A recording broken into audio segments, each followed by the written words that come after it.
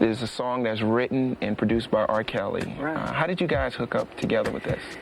It was a song that he presented, and I liked it. And Barry Hankerson, my manager, came to me and asked me did I want to work with Michael. You know, he didn't want to say the last name. It kind of threw me off. I thought he was talking about Jordan. But it came out to be he was talking about Michael Jackson. And I thought about it for less than a second. And I said, yeah, man, I love to work with him. You know, so it actually happened. And we went in the studio. He heard the song I did. Actually, I did the song just like him, you know, as far as imitating his voice and everything. He liked it. So he came to Chicago and we nailed the song. Actually, we produced this one together. Okay. And I mean, it just was a wonderful song. So it was really done. He's a wonderful artist. It's a truly beautiful song. I mean, the first time I heard it, I liked it immediately. I mean, was that the type of impact when you heard it too? Yeah. For me, I always have to hear it twice. 2 times? Yeah. 2 times? Even if I love it, I want to hear it again. But I loved it. First time we've ever worked together, sang together. Aside from PYT, but that's just a little background thing he asked me to do, so I said yes and did it. That was years ago. But it was fun. It was really fun working with him in the studio, and we wrote the song. What was it like working together, like doing it, the dancing and the whole thing? It was great because we love to dance. And to get in a room and dance with my sister reminds me of old times. Yes, definitely. I did feel that little sister thing.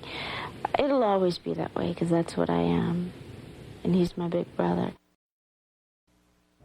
The idea is to take it a step forward and to innovate, or else why am I doing it? I don't want to be just another can in the assembly line. You know, I want to, you know, create, do something that's totally different and unusual.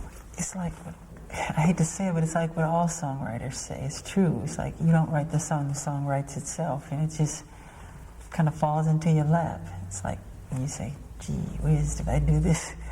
It was that sort of thing. Is video the same, or is video more work? Kind of.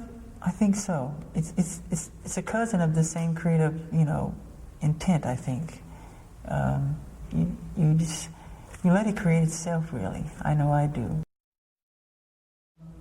I wanted to do a dance number where I told my sister Janet, I said, you remind me of a Black Panther. I said, why don't you do something where you transform into a Black Panther and you transform it to yourself again?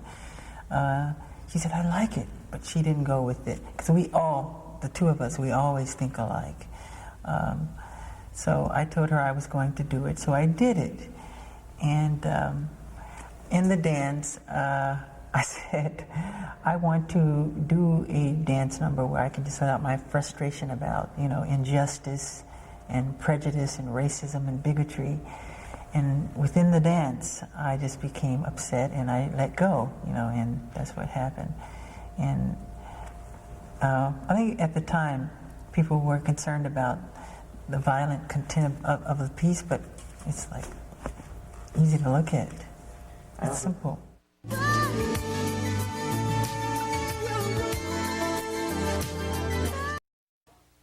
Beat It. It makes me think of the song and working with Quincy Jones and all those wonderful people. I love Quincy.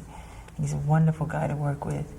And I remember him telling me to write a song that I would enjoy, you know, with an edge. So I went in my room and wrote Beat It.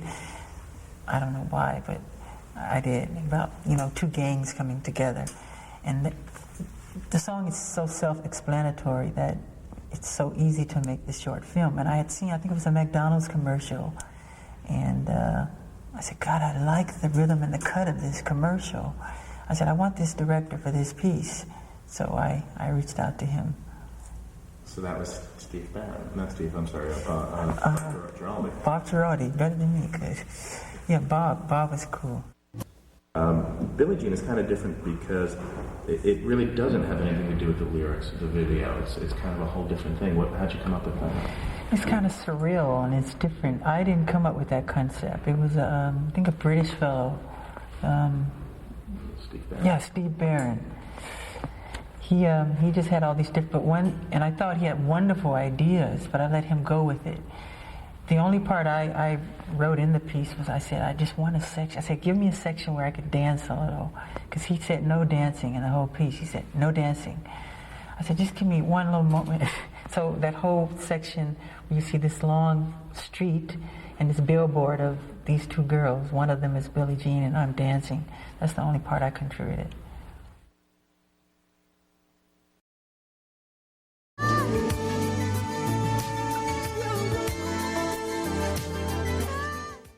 It was a delicate thing to work on because I remember my original approach was, how do you make zombies and monsters dance without it being comical?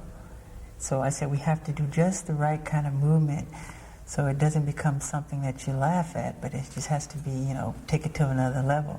So I got in a room with Michael Peters, and he and I together kind of imagined how these zombies should move by making faces in the mirror. And I used to come to rehearsal sometime with monster makeup on, and I loved doing that. So he and I collaborated, and we both choreographed the piece.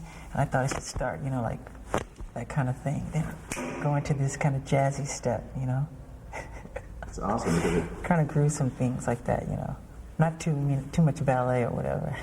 right. It has that stiff movement to it. Yeah. I knew if we did something with substance and content that people would watch, and it had great entertainment value, and if it held you, I knew we'd be okay, and that was the idea, you know. When you made the video, when you were making it, when you finished it, did you realize just what you'd accomplished, that this was going to be this groundbreaking? When I was in the editing room, I knew I liked it. I enjoyed it. You know, it has to be satisfying for me, and I enjoyed what I had seen when we finished it. So I was happy with it. Never totally satisfied, but I was happy. What about it would you have changed if you could? I'm not always happy with certain cuts and angles and the timing and, you know, those sort of things, you know. Your own worst critic, huh? Yeah, it has to be just right.